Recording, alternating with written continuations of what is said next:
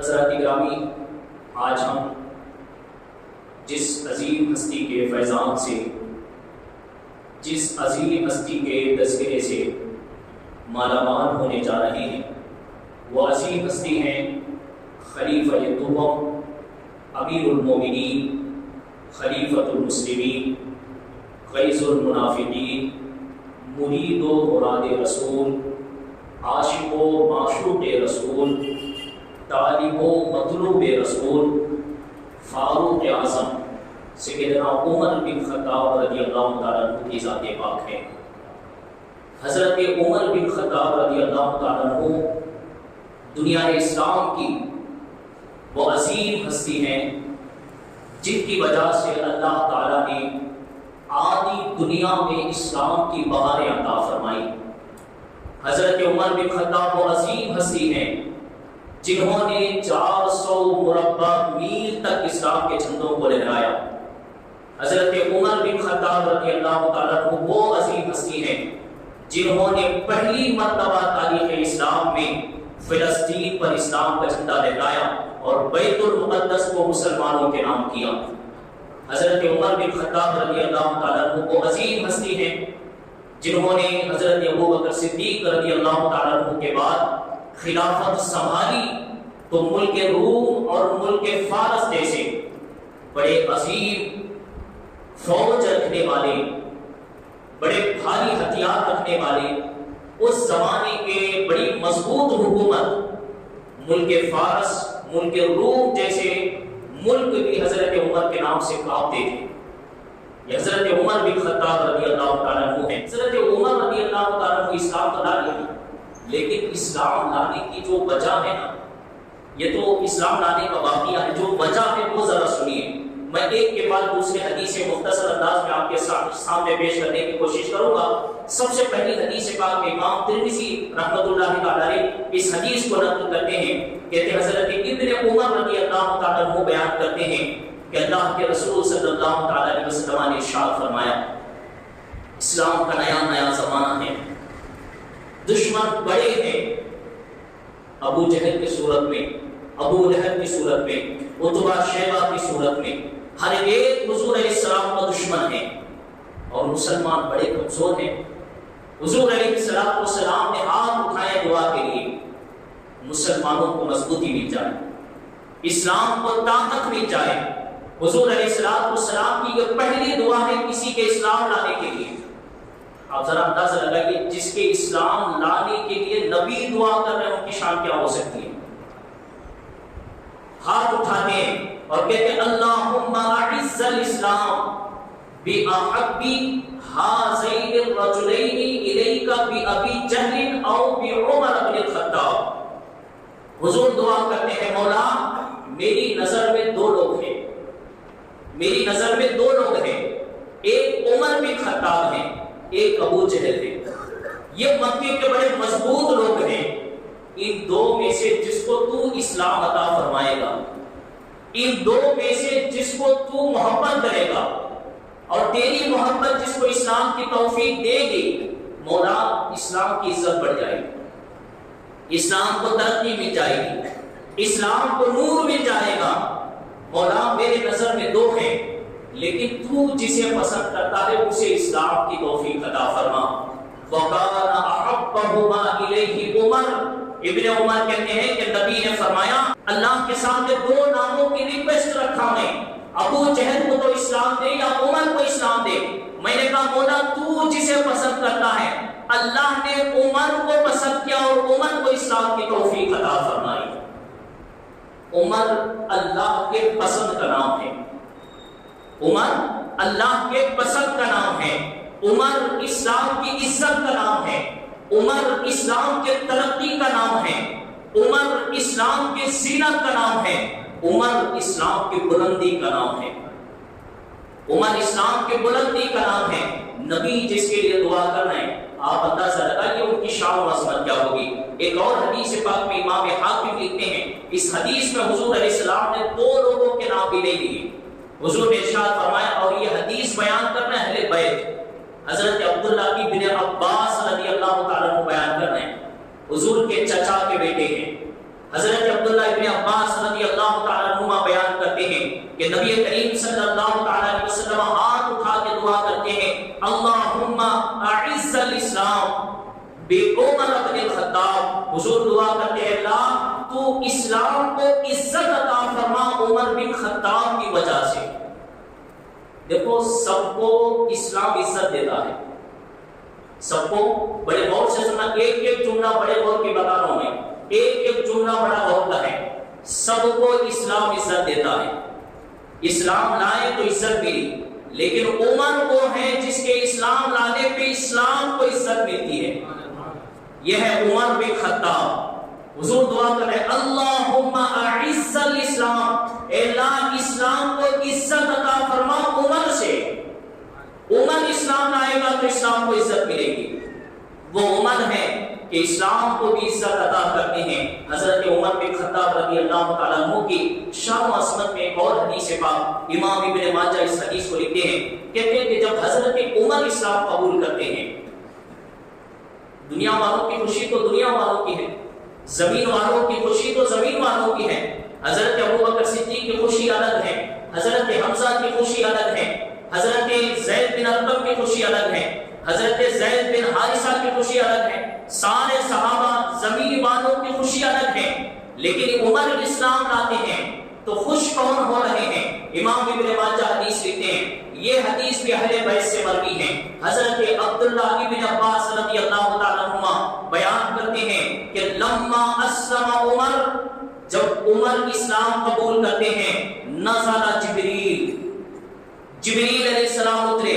ابھی ادھر اسلام قبول کر رہے ہیں, جبریل علیہ السلام اتر رہے ہیں اور کہتے ہیں فقال یا محمد لقد استبشر اہل السماء باسلام عمر. کہتے ہیں یا رسول اللہ صلی اللہ علیہ وسلم آپ کو خوشخبری سنانے کے لیے آیا ہوں, عمر کے اسلام لانے پہ نہ صرف زمین والے بلکہ آسمان کے فرشتے بھی خوشی منا رہے ہیں. کیا فضیلت ہے کہ ان کے اسلام لانے پہ آسمان کے فرشتے بھی خوشی مناتے ہیں. یہ عمر بن خطاب ہیں, یہ عمر کی جلالت ہے. اور حضرت عمر رضی اللہ تعالیٰ عنہ کے اسلام لانے پہ آپ کو معلوم ہے نعرے تکبیر کس نے سب سے پہلے لگائے تھے؟ اسلام میں نعرے لگاتے ہیں غلام, غلام نعرے لگاتے ہیں, لیکن یہاں عمر اسلام لاتے ہیں تو آقا نعرے لگاتے ہیں. حضرت عمر اسلام لائے, زید بن ارقم کہتے ہیں ہم نے سنا کہ عمر کے کلمہ پڑھتے ہی نبی نے اتنا زور سے نعرے تکبیر لگایا کہ مکے کے پورے پہاڑوں میں نبی کے تکبیر کی آواز آنے لگی. تو عمر وہ نام ہے, عمر وہ نام ہے کہ جس کے اسلام لانے پہ آقا نعرے لگا رہے ہیں, اور اتنا آہستہ نعرے نہیں لگا رہے ہیں. حضرت زید بن ارقم کہتے ہیں کہ نعرہ اتنا زور سے لگا کہ مکے کے پہاڑوں میں حضور کی آواز گونجنے لگی. یہ عمر بن خطاب ہیں. ایک اور حدیث پاک میں حضرت ابن ابو ملیکہ کہتے ہیں, اس حدیث پاک کو روایت کرنے والے حضرت امام بخاری اور امام مسلم رحمۃ اللہ تعالیٰ علیہ ہیں. دونوں محدث بیان کرتے ہیں کہ حضرت ابن عباس رضی اللہ تعالیٰ عنہ, میں چن کے اہل بیت کی حدیثیں بیان کر رہا ہوں کیونکہ اگر بیٹا بیان کرے گا تو آج کل تو شیعہ یہ کہتے ہیں کہ یہ تو بیٹے بیان کرتے ہیں کہ اہل بیت کوئی شان بیان کرا دے تو دکھاؤ. یہ اہل بیت ہے جو عمر کی شان بیان کر رہے ہیں, ابن عباس ہیں جو عمر کی شان بیان کر رہے ہیں, حضور کے چچا کے بیٹے ہیں. حضور نے جن کے لیے دعا فرمائی وہ حضرت ابن عباس ہیں.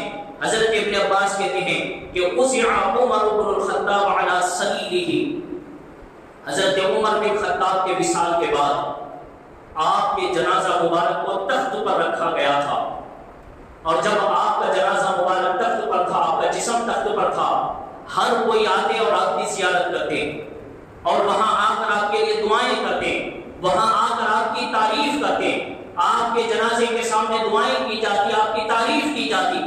حضرت ابن عباس کہتے میں بھی کھڑا تھا, حضرت عمر کو دیکھ رہا تھا اور آپ کے لیے دعائیں کر رہا تھا, آپ کی تعریف کر رہا تھا. اتنے میں اچانک پیچھے سے ایک آدمی میرے اوپر ہاتھ رکھتا ہے, پیچھے سے میرے اوپر ایک آدمی ہاتھ رکھتا ہے. ہاتھ اتنا بھاری تھا, اتنا وزندار تھا, جیسے کہ میرے اوپر وہ آدمی ہاتھ رکھتا ہے تو میں گھبرا گیا. اتنا بھاری ہاتھ, اتنا بھاری بھرکم ہاتھ, یہ کس کا ہے؟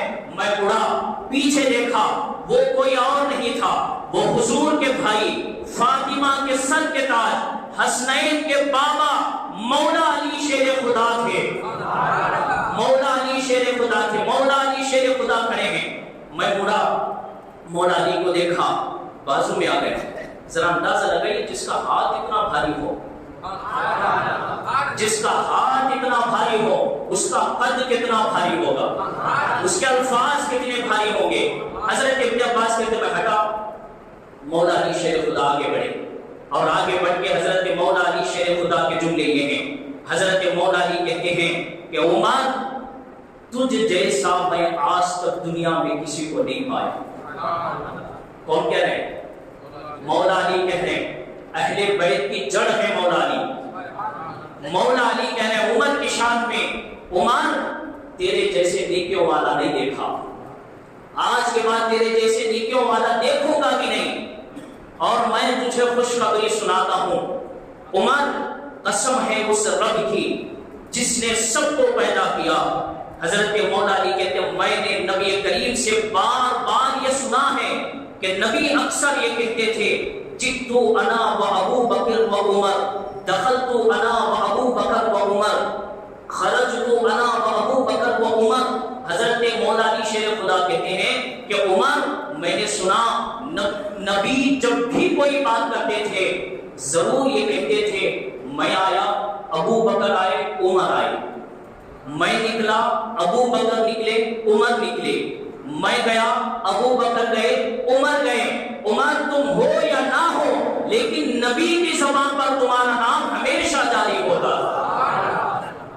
یہ نبی کریم صلی اللہ علیہ وسلم ہیں جو حضور علیہ السلام اپنے ان جان نثاروں کے بارے میں جملے ارشاد فرما رہے ہیں۔ اور ایک وقت کا واقعہ ہے کہ حضور علیہ السلام کسی چیز کا ذکر فرما رہے تھے، حضرت ابو بکر صدیق نہیں تھے، حضرت عمر بھی نہیں تھے مجلس میں، لیکن حضور علیہ السلام کے جملے تھے۔ حضور نے ارشاد فرمایا کہ میں تصدیق کرتا ہوں، ابو بکر تصدیق کرتے ہیں، عمر تصدیق کرتے ہیں۔ حضور نے دیکھا کہ اس مجلس میں ابو بکر نہیں ہے، عمر نہیں ہے، لیکن میں جب تصدیق کروں گا تو میرے جملوں پہ ابو بکر بھی ضرور تصدیق کریں گے، عمر بھی ضرور تصدیق کریں گے۔ یہ ہے حضرت عمر بن خطاب رضی اللہ تعالیٰ عنہ ہیں، جن کے تعلق سے مولا علی شیر خدا نے فرمایا۔ اور آگے کے جملے سنو، حضرت مولا علی کیا کہتے ہیں؟ حضرت مولا علی کہتے ہیں عمر، میں یقین رکھتا ہوں جیسے دنیا میں تم تینوں ساتھ میں تھے نا، جیسے دنیا میں تم تینوں ساتھ میں تھے، نبی، صدیق، عمر، جیسے تم تینوں ساتھ میں ہیں تھے، میں یقین رکھتا ہوں کہ قبر میں بھی تم تینوں ساتھ میں رہو گے، قیامت میں بھی تم تینوں ساتھ میں رہو گے۔ اور آج بھی دیکھیے مزار رسول کے بازو میں سرکار ابو بکر صدیق آرام کر رہے ہیں، اور ابو بکر صدیق کے بازو میں سرکار عمر بن خطاب آرام کر رہے ہیں۔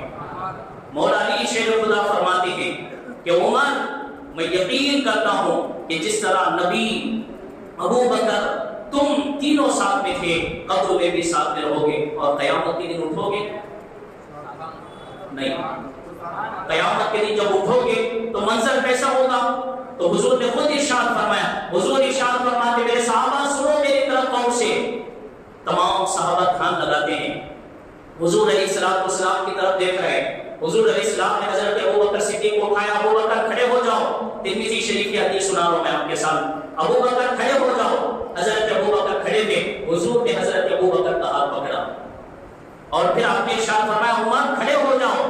حضرت عمر کھڑے تھے، حضور نے حضرت عمر کا ہاتھ پکڑا، دونوں کا ہاتھ پکڑے حضور نے اور ہوا میں بلند کیا، اور صحابہ سے فرمایا میرے صحابہ دیکھو جس طرح میں ہاتھ یہاں پکڑا ہوں دونوں کا، جب قبر سے اللہ تعالیٰ اٹھائے گا تو میرے دونوں ہاتھوں میں ابو بکر صدیق کا ہاتھ ہوگا، عمر بن خطاب کا ہاتھ ہوگا، اس طرح ہم قیامت کے منظر میں چلتے ہوئے نظر آئیں گے تمہیں۔ یہ ہے ابو بکر صدیق، یہ ہے عمر بن خطاب۔ ذرا دیکھیے نبی نے کیسی شان بیان فرمائی ہے۔ ہم صحابہ کے بھی چاہنے والے ہیں، ہم اہل بیت کے بھی چاہنے والے ہیں۔ ہم وہ حدیث بھی بیان کرتے ہیں جب حضور نے حجۃ الوداع کے موقع پر پہاڑ پر کھڑے ہو کر علی کا ہاتھ پکڑ کے کہا تھا من کنت مولا ہو فہذا علی المولا، میں جس کا مولا ہوں میرا علی بھی اس کا مولا ہے۔ ہم یہ ہاتھ اٹھانا بھی بیان کرتے ہیں اور مسجد نبوی میں ابوبکر صدیق کا ہاتھ اٹھانا بھی بیان کرتے ہیں، عمر بن خطاب کا ہاتھ اٹھانا بھی بیان کرتے ہیں، کیونکہ سچا پکا مسلمان وہ ہوتا ہے جو علی سے بھی محبت کرے، ابوبکر سے بھی محبت کرے، جو علی سے بھی محبت کرے، عمر سے بھی محبت کرے، جو علی سے بھی محبت کرے، عثمان سے بھی محبت کرے۔ یہ حضرت عمر بن خطاب رضی اللہ تعالیٰ عنہ ہیں، جن کی شان و عظمت میں حضور علیہ الصلوۃ والسلام ارشاد فرماتے ہیں قیامت کے دن میرے ساتھ ابو بکر اور عمر بن خطاب ہوں گے۔ ایک اور حدیث پاک، اس حدیث کو بھی امام ترمذی لکھتے ہیں، حضرت ابو سعید خدری رضی اللہ تعالیٰ عنہ بیان کرتے ہیں کہ اللہ کے نبی صلی اللہ تعالیٰ علیہ وسلم نے ارشاد فرمایا ہر نبی کے دو وزیر ہیں، ہر نبی کے دو وزیر ہیں، ہر نبی کے دو منتری ہیں، اور میرے چار ہیں۔ کتنے ہیں؟ میرے چار ہیں۔ نبی ارشاد فرماتے میرے دو منتری زمین کے ہیں، دو آسمان کے ہیں۔ نہیں میری باتوں کو آپ لوگ نہیں پہنچ رہے، وہاں تک پہنچیں گے نا تو مزہ آئے گا۔ نبی ارشاد فرماتے دو وزیر ہیں، ہر نبی کے دو، میرے چار، دو زمین میں دو آسمانوں میں۔ بھائی حکومت وہاں چلتی ہے جہاں اس کے وزیر ہوتے ہیں۔ نبی فرما رہے صرف یہاں میرے وزیر نہیں، وہاں بھی ہیں۔ وہاں حکومت کس کی ہے؟ سبحان اللہ، ہمارے آقا کے وہاں بھی حکومت ہے۔ اسی لیے نبی فرما رہے یہاں دو منتری ہیں میرے، وہاں دو ہیں۔ وہاں کون ہیں؟ کہتے ایک جبریل امین ہے اور دوسرے کا نام میکائیل ہے۔ اور یہاں جو دو منتری ہیں، منتری ہر کسی کو نہیں بنایا جاتا، نبی فرماتے میرے دو منتری یہاں ہیں، ایک کا نام ابو بکر صدیق ہے، دوسرے کا نام عمر بن خطاب ہے۔ یہ حضرت عمر بن خطاب رضی اللہ تعالیٰ عنہ کی ذات پاک ہیں، جن کے شان میں نبی کریم صلی اللہ تعالیٰ علیہ وسلم نے ارشاد فرمایا کہ یہ میرے زمین میں وزیر ہیں۔ ایک اور حدیث پاک میں امام ترمذی لکھتے ہیں، حضرت عقبہ بن عامر رضی اللہ تعالیٰ عنہ بیان کرتے ہیں کہ نبی کریم صلی اللہ تعالیٰ علیہ وسلم نے ارشاد فرمایا لو کان نبی بعدی لکان عمر بن الخطاب۔ نبی ارشاد فرماتے لوگوں میں آخری نبی ہوں، میرے بعد کوئی نبی نہیں۔ اگر کسی کے اندر نبی کے کوالٹیز دیکھنا چاہتے ہو، اگر کسی کے اندر نبی کی تعریفیں دیکھنا چاہتے ہو، اگر کسی کے اندر نبی کا جلال دیکھنا چاہتے ہو، میں آخری نبی ہوں، میرے بعد کوئی نبی نہیں۔ اگر میرے بعد نبی بنا کے بھیجا جاتا، اللہ تعالیٰ عمر بن خطاب کو نبی بنا کے بھیجتا، کیونکہ اللہ نے عمر کے اندر وہ کوالٹیز رکھی ہے، اللہ نے عمر کے اندر وہ تعریفیں رکھی ہیں، اللہ نے عمر کے اندر وہ جلال رکھا ہے، جس کو نبی یہ فرمائے کہ میرے بعد اگر نبی ہوتے تو عمر بن خطاب ہوتے، تو ان کی شان و عظمت اللہ اکبر کیا ہوگی۔ ایک اور حدیث پاک میں نبی کریم صلی اللہ تعالیٰ علیہ وسلم نے ارشاد فرمائے، یہ حدیث حضرت ابن عمر رضی اللہ تعالیٰ عنہ سے ہے، کہتے ہیں کہ اللہ کے نبی صلی اللہ تعالیٰ علیہ وسلم نے ارشاد فرمایا ان اللہ جعل الحق علی لسان عمر وقلبہ۔ نبی نے فرمایا میرے عمر کے زبان پہ اللہ حق جاری فرماتا ہے، میرے عمر کے دل پہ اللہ حق جاری فرماتا ہے، زبان پہ بھی حق، دل میں بھی حق۔ میرا عمر جب بولتا ہے تو حق بولتا ہے۔ اور حضرت ابن عمر کہتے ہیں کہ ہم نے دیکھا صحابہ کرام سے جب نبی مشورے کرتے تھے، کسی بات پہ مشورے کرتے تھے، تو الگ الگ صحابہ کے الگ الگ مشورے ہوتے تھے۔ حضرت عمر جب مشورہ دیتے تھے تو اللہ تعالیٰ حضرت عمر کے مشورے پہ قرآن کی آیتیں نازل فرماتا تھا۔ عمر کے مشورے پہ قرآن کی آیتیں اترتی تھی۔ یہ عمر بن خطاب ہے، یعنی اللہ کو عمر کے مشورے کتنے پسند ہیں، عمر کی زبان کتنی پسند ہے، عمر کے خیالات کتنے پسند ہیں کہ حضرت عمر بن خطاب رضی اللہ تعالیٰ عنہ کے مشوروں پر اللہ تعالیٰ قرآن کی آیتیں نازل کرتا ہے۔ آخری حدیث میں سنا کے ایک دو چار پیغام دے کے میں تقریر ختم کروں گا۔ عمر کی شان کوئی بیان نہیں کر سکتا، حضرت عمر کی شان نہیں بیان کر سکتے، بیان کرتے جاؤ صحابہ کرام کی اللہ نے ایسی دی ہے، صحابہ کرام شان و عظمت اللہ نے ایسی دی ہے کہ ان کی تعریفیں ختم ہی نہیں ہوتی۔ ایک حدیث سنا رہا ہوں کہ ان کی تعریف کے لیے کون کیا کہتا ہے، دیکھیے حضرت عمار بن یاسر رضی اللہ تعالیٰ عنہ، یہ وہ صحابی ہیں جن کو حضور نے ارشاد فرمایا میرا عمار شہید ہے۔ حضرت عمار نے اپنے ماں باپ کو بھی حضور کے لیے چھوڑ دیا تھا۔ حضرت عمار بن یاسر رضی اللہ تعالیٰ عنہ حدیث بیان کرتے ہیں، اس حدیث کو امام طبرانی نے، امام ابو یعلا نے معجم الاوسط میں امام طبرانی نے اس حدیث کو روایت کی ہے۔ حدیث کیا ہے؟ حضرت عمار بن یاسر کہتے ہیں کہ نبی کریم صلی اللہ تعالیٰ علیہ وسلم نے مجھ سے ارشاد فرمایا یا عمارو اتانی جبریل آنفا، ایک مرتبہ میرے پاس جبریل آئے، عمار ایک مرتبہ میرے پاس جبریل آئے، فقلت یا جبریل حدثنی بفضائل عمر بن الخطاب فی السماء، میں نے جبریل سے کہا اے جبریل عمر کے فضائل بیان کر، آسمان میں کیسے عمر کے فضائل ہوتے ہیں، میرے عمر کی فضیلتیں کیسے بیان ہوتی ہیں، آسمان میں ذرا بیان کر۔ تو حضرت جبریل علیہ السلام کیا کہتے ہیں یا محمد صلی اللہ تعالی علیہ وسلم لو حدثتک بفضائل عمر مثل ما لبث نوح فی قومه 1000 سنة الا 50 عاما، حضرت جبریل کہتے ہیں یا رسول اللہ اگر مجھے نوح کی عمر دی جائے، اور نوح کی عمر کتنی ہے؟ قرآن کریم 20ویں پارے میں یہ بیان کرتا ہے حضرت نوح علیہ السلام کی عمر 1000 سنة الا 50 عاما، 950 سال کی عمر تھی نوح علیہ السلام کی۔ کتنی عمر تھی؟ 950 سال کی عمر تھی۔ تو حضرت جبریل کہہ رہے ہیں، فرشتوں کے سردار کہہ رہے ہیں کہ یا رسول اللہ صلی اللہ تعالی علیہ وسلم مجھے اگر نوح کی عمر دی جائے، 950 سال کا ٹائم دیا جائے، اور پھر آپ کہیں کہ میرے عمر کی شان بیان کرو، تو حضرت جبریل کہتے ہیں ما نفدت فضائل عمر، یا رسول اللہ 950 سال ختم ہو جائیں گے، آپ کے عمر کی شان بیان نہیں ہو سکتی۔ یہ عمر بن خطاب ہیں، جبریل امین کہہ رہے ہیں، فرشتوں کے سردار کہتے ہیں کہ 950 سال کی عمر ختم ہو سکتی ہے لیکن عمر کی شان بیان نہیں ہو سکتی۔ اللہ اکبر، وَإِنَّ عُمَرَ لَحَسَنَةٌ مِّنْ حَسَنَاتِ أَبِي بَكْرٍ، بڑا پیارا جملہ ہے۔ حضور ارشاد فرماتے ہیں کہ عمر کی شان یہ ہے، عمر کی شان یہ ہے کہ 950 سال کی عمر دی جائے جبریل کو، بیان نہیں ہو سکتا۔ تو حضور فرماتے ہیں عمر کی تمام نیکیاں ابو بکر کی ایک نیکی کے برابر ہیں۔ میں حدیثیں بھی آج عمر بن خطاب کے ابو بکر صدیق کے لایا ہوں، کیونکہ پچھلے جو جمعہ تھا عثمان غنی کا ہوا، اور آج عمر بن خطاب کا، اگلے جمعہ آیا تو مولا علی کو بیان کرنا پڑے گا، تو ابو بکر چھوٹ جائے گا۔ تو میں نے سوچا چھوٹیں گے نہیں، کیونکہ ہم چاروں سے محبت کرتے ہیں، چھوڑیں گے نہیں، ہم چاروں کا دامن پکڑیں گے۔